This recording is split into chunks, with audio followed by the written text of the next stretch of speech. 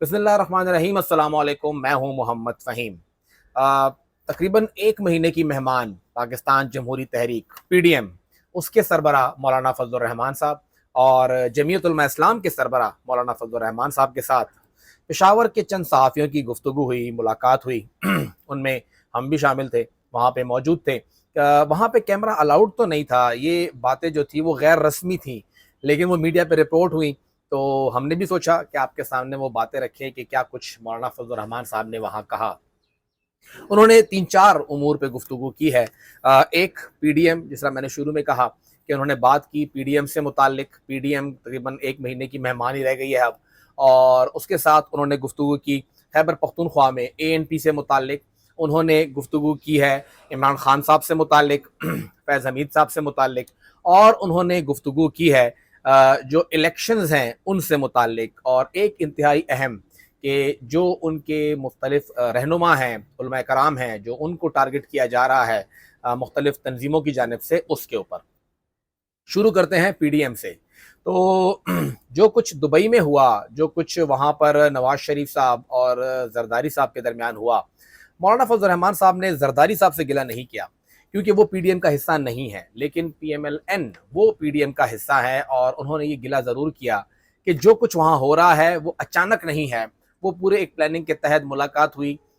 پھر پہلے وہاں پہ نواز شریف صاحب آئے، پھر ان کی صاحبزادی گئیں، پھر اس کے بعد شہباز شریف صاحب بھی گئے، پھر وہاں پہ زرداری صاحب گئے، ان کی پوری پارٹی گئی۔ تو یہ سب کچھ پورے پلاننگ کے ساتھ ہو رہا ہے، اور اس پلاننگ کے اندر PDM کو اعتماد میں لا نیلا یہ درست فیصلہ نہیں تھا۔ اور انہوں نے اپنی ناراضگی کا اظہار بھی کیا کہ ہم اگر PDM میں ہیں، PDM کا حصہ ہیں، تو ہمیں ایسا نہیں ہے کہ آپ ہمیں اعتماد میں نہ لیں،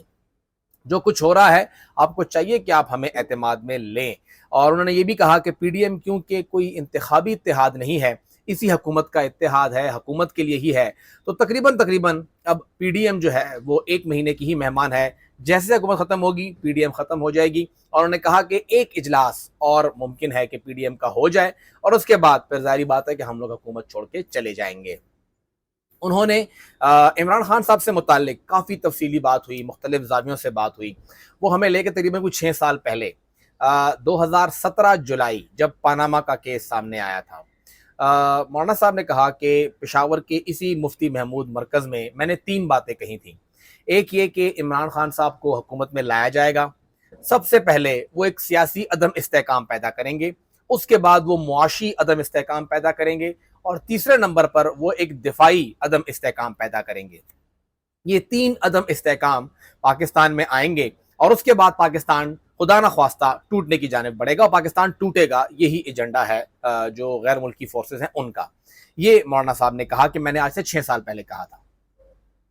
انہوں نے بتایا کہ اس کے بعد یہی ہوا، عمران خان صاحب آئے، سب سے پہلے ہم نے دیکھا کہ ایک معاشی بحران پیدا ہو گیا کہ پاکستان نے قرضوں پہ قرضے لینا شروع کر دیے، اور وہ ملک جو کہ IMF سے چھوٹ کے آیا تھا دوبارہ IMF کے پاس گیا، اور ہم اس حالت میں چلے گئے کہ ملک کھڑا نہیں ہو پا رہا تھا۔ پھر ایک سیاسی عدم استحکام آ گیا کہ کسی بھی پولیٹیکل پارٹی کے پاس وہ سپیس تھا ہی نہیں کہ وہ اس کو کیری کریں، سارا کا سارا مینڈیٹ ان کو دے دیا گیا، پوری کھلی چھوٹ دے دی گئی، تمام جو قیادت تھی ان کو گرفتار کیا گیا۔ فریال تارپور کا ذکر انہوں نے کیا کہ انہیں گرفتار کیا گیا، 3 بار کے وزیر اعظم کو C کلاس میں رکھا گیا، 3 بار کے وزیر اعلیٰ پنجاب کو C کلاس میں رکھا گیا۔ انہوں نے پورا ذکر کیا کہ یہ سب کچھ ایک سیاسی عدم استحکام آیا، اور اس سب کے اندر اسٹیبلشمنٹ خاموش تھی، ان کے ساتھ تھی۔ لیکن جب بقول فضل الرحمان صاحب کے عمران خان صاحب نے تیسرا عدم استحکام شروع کیا، یعنی دفاعی عدم استحکام پاکستان میں لانے لگے، تو تب نکے کے ابے کو خیال آیا کہ یہ تو اب میرا ادارہ ٹارگٹ کر رہا ہے، یعنی ان کا اشارہ جنرل باجوہ کی جانب تھا کہ تب انہیں اندازہ ہوا کہ یہ تو اب میرا ادارہ ٹارگٹ ہوا، تو تب انہوں نے اس سے ہاتھ کھینچا کہ نہیں، اب ہم آپ کے ساتھ نہیں ہیں۔ تو 2 چیزیں جو مولانا صاحب کہہ رہے ہیں کہ پہلے سے آئیڈینٹیفائی ہو چکی تھی، اس میں عمران خان صاحب کامیاب ہو گئے معاشی اور سیاسی عدم استحکام لانے کے لیے۔ انہوں نے یہ بھی ذکر کیا کہ جب یہ تمام ہم نے پارٹیاں اکٹھی ہوئیں،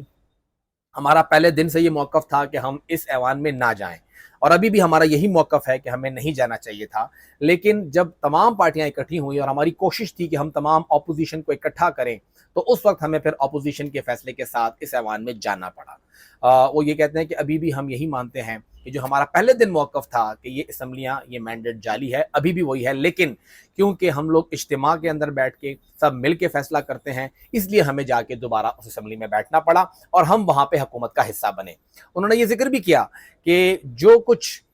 یہاں پہ ہوا سینٹ کے الیکشن کے اندر، وہاں پہ ان کا اشارہ تھا کہ میں کسی کے ساتھ نہیں تھا، گو کہ انہوں نے یہ ذکر کیا کہ یہ بات کورٹ نہیں ہونی چاہیے، لیکن کورٹ ہو گئی ہے، اسی لیے میں اس کو کھل کے پیش کر رہا ہوں کہ انہوں نے کہا کہ مجھے ملاقات کے لیے سندیسہ آیا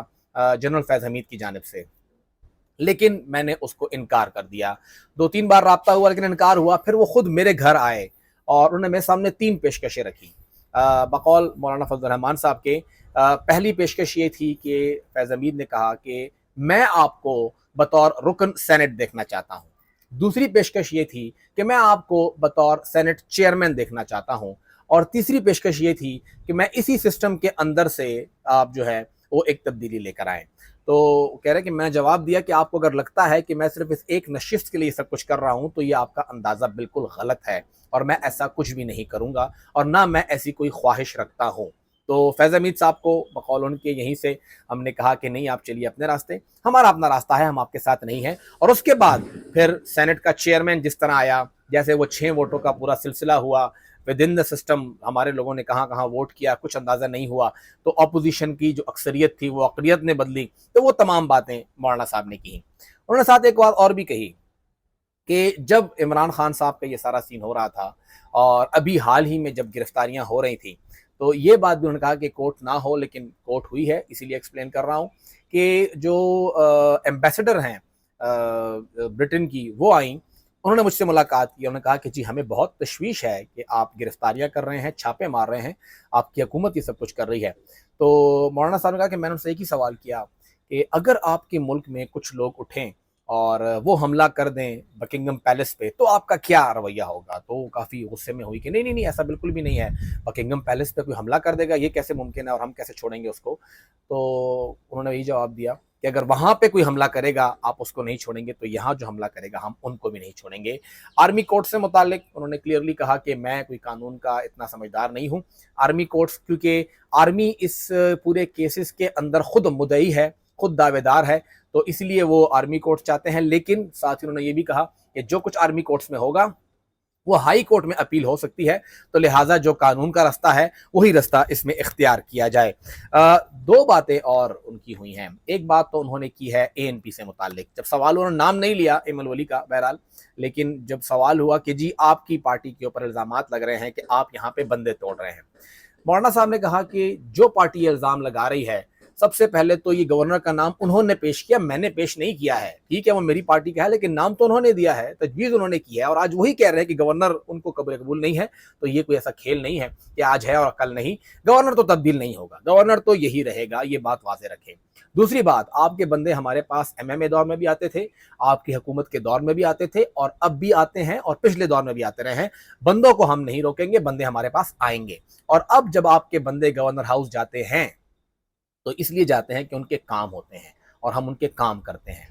آپ پہلے اپنے کردار کو دیکھیے، اپنے آئینے کو دیکھیے، اس کے بعد ہم سے بات کیجئے۔ تو ایک واضح آئینہ انہوں نے ANP کو بھی دکھا دیا ہے کہ اب آپ کی کوئی بات نہیں چلے گی، آپ اپنے حد میں رہیں، اور ساتھ بھی انہوں نے کہہ دیا کہ یہاں پہ ہمارا مقابلہ کسی سے نہیں ہے، PTI کو تو ہم ویسے ہی دبوچ لیں گے، اور اس پارٹی کا جو بوکھلاہٹ ہے وہ اس لیے ہے کہ ان کو پتہ لگ گیا ہے کہ اگلی حکومت جمعیت کی ہے، اس لیے یہ اس طرح باتیں کر رہی ہے۔ حکومت تو ہماری ہی آئے گی، حکومت تو ہم بنا کے رہیں گے، ہماری سٹرینتھ ہمیں دکھا رہی ہے کہ خیبر پختونخوا میں اگلی حکومت جمعیت علماء اسلام کی ہی ہوگی، انہوں نے واضح کر دیا۔ اور ساتھ یہ کہا کہ اپنے اتحادی جب الزام لگاتے ہیں تو افسوس ہوتا ہے، جو الزامات لگے ہیں کرپشن کے حوالے سے نگران حکومت پر، کہتے ہیں نگران حکومت ہماری نہیں ہے، یہ ہماری حکومت ہے ہی نہیں، اس میں تمام پارٹیوں کی نمائندگی ہے، اس لیے بار بار یہ نہ کہیں کہ یہ جمعیت علماء اسلام کی حکومت ہے، اس میں ANP کے لوگ بھی بیٹھے ہیں، اس میں قومی وطن پارٹی کے لوگ بھی بیٹھے ہیں، پیپلز پارٹی کے لوگ بھی بیٹھے ہیں، اور مسلم لیگ نون کے لوگ بھی بیٹھے ہیں، تو یہ سب بیٹھے ہیں اور یہ سب کے سب اس میں برابر کے حصے دار ہیں، یہ سب کی ہے، ہماری نہیں ہے، اس لیے بار بار آپ ہمیں نہ کہیں کہ یہ آپ کی حکومت ہے۔ ایک آدھ بندہ اگر ہمارا بیٹھا ہے تو اٹ ڈزنٹ مین کہ ہمارے ہیں، گو کے بندے ان کے زیادہ ہیں۔ جو کچھ بدامنی کے حوالے سے ہو رہا ہے اس پر کافی انہوں نے کھل کر بات کی ہے، اور انہوں نے کہا ہے کہ کیوں ہمیں ٹارگٹ کیا جا رہا ہے، اگر یہاں پہ داعش ہے یا مختلف جماعتیں ہیں مختلف قلدن تنظیمیں ہیں، تو ان کے خلاف کیوں کارروائی ایک مؤثر انداز سے نظر نہیں آ رہی؟ وہ کہہ رہے ہیں کہ اتنی بڑی تعداد ان لوگوں کی نہیں ہے، اگر وہاں پہ کارروائی ہوتی ہے کتنے لوگ ہوں گے پورے ملک کے اندر؟ ہر بار کہا جاتا ہے آپریشن کے بعد جی ہم نے بہت کامیاب آپریشن کر لیا ہے، کہاں ہے وہ کامیاب آپریشن کہ دوبارہ لوگ اٹھ کے آ جاتے ہیں؟ اور تقریباً کوئی انہوں نے کہا کہ 2 درجن سے زائد لیکن 40 سے زیادہ آپریشن ہوئے ہیں کہ اس میں کہا گیا ہے کہ اب دہشت گردوں کا کلا کما ہو گیا ہے، پھر اس کے باوجود وہ کھڑے ہو جاتے ہیں۔ تو یہ کیسے کھڑے ہو رہے ہیں، کہاں سے کھڑے ہو رہے ہیں؟ اس تمام سوالات کو انہوں نے اٹھایا، انہوں نے کہا کہ اب اس علاقے سے متعلق یا یہاں پہ جو سچویشن ہے اس سے متعلق کسی ایک ادارے کو پالیسی نہیں بنانی چاہیے، تمام لوگوں کو مل بیٹھ کر کرنا چاہیے۔ کوئی ایک ادارہ اتنا ہی بات سمجھ نہیں ہے، باشعور نہیں ہے کہ وہی سب کچھ بنائے، سب لوگوں کو اس میں انگیج ہونا چاہیے جو یہاں پہ سٹیک ہولڈر ہیں۔ اور ہمیں کیوں ٹارگٹ کیا جا رہا ہے؟ باجوڑ میں ہمارے 18 جو علماء کرام ہیں وہ شہید ہوئے، صرف عید کے دنوں میں ہمارے 5 لوگ شہید کر دیے گئے۔ تو جو لوگ ان کو شہید کر رہے ہیں وہ کہہ رہے ہیں ہم اسلام کی جنگ لڑ رہے ہیں، ہم بھی تو اسلام کی جنگ لڑ رہے ہیں، تو اگر اسلام کی جنگ ہی ہے تو پھر ہمیں کیوں ٹارگٹ کیا جا رہا ہے؟ یہ کہنا تھا مولانا فضل الرحمان صاحب کا بھی۔ اور اس تمام سیناریوں میں وہ جب ان سے سوال ہوا کہ آپریشنز کی اجازت تو آپ نے دی، تو انہوں نے کہا کہ نہیں، ہم نے آپریشن کی اجازت نہیں دی۔ سوات میں پہلا آپریشن ANP دور میں ہوا، اور جو ہمارا دور تھا اس میں بالکل فوجیں آئیں، لیکن فوجوں نے بیسیکلی جو سرحد تھی وہاں تک جانا تھا، بیچ میں کہیں پڑاؤ نہیں ڈالنا تھا۔ ایک آدھ جگہ سے خبر آئی کہ انہوں نے اسکول میں پڑاؤ ڈالا ہے، تو وہاں پہ ہم نے کہا کہ آپ کا کام اسکول میں پڑاؤ ڈالنا نہیں ہے، آپ آگے بڑھیے اور آگے جائیے، عوام کے اندر آپ نہ رہیے۔ عوام میں ڈر اور خوف پھیلتا ہے کہ آخر کیوں فوج یہاں پہ آئی ہے، لہٰذا انہوں نے کہا کہ ہر کسی کا اپنا ایک مینڈیٹ ہے، اپنا ایک ایریا ہے، وہیں تک سب کچھ رہے گا۔ سوال میں نے ان سے یہ کیا کہ آپ کا دعویٰ ہے کہ یہاں پر جو صورتحال ہے، یہاں پہ آپ کا ووٹ جو تھا وہ اس پہ ڈاکہ ڈالا گیا، فیض حمید صاحب کا ذکر آپ کرتے ہیں، جنرل باجوہ صاحب کا ذکر آپ کرتے ہیں، ان کے خلاف کارروائی کیوں نہیں کی جا رہی؟ تو پہلے تو انہوں نے جواب نہیں دیا، پھر دوبارہ میں نے سوال جب کیا تو انہوں نے یہ کہا کہ میں کون ہوتا ہوں کارروائی کرنے والا، میرے پاس کوئی اختیار ہی نہیں ہے، میں تو ایوان میں بھی نہیں ہوں، تو لہٰذا ان کا کوئی موڈ لگ نہیں رہا کہ وہ فیض حمید صاحب یا جنرل باجوہ صاحب کے خلاف کوئی کارروائی کریں۔ کھلی چھوٹ مل گئی ہے، اور ان سے سوال میرا یہی تھا کہ آپ نے انہیں کھلی چھوٹ دے دی ہے، اس کا مطلب یہ کل کو کوئی اور بھی دوبارہ آپ کے مینڈیٹ پہ ڈاکہ ڈالے تو پھر بھی ان کو کھلی چھوٹ ہی ملے گی، لہٰذا کھلی چھوٹ ہے، جو بندہ جو کچھ چاہے وہ کرے۔ قبائل کے حوالے سے، قبائل کو حق نہ ملنے کے حوالے سے انہوں نے یہ مانا کہ ہاں قبائل کو حق نہیں مل رہا، انہوں نے یہ کہا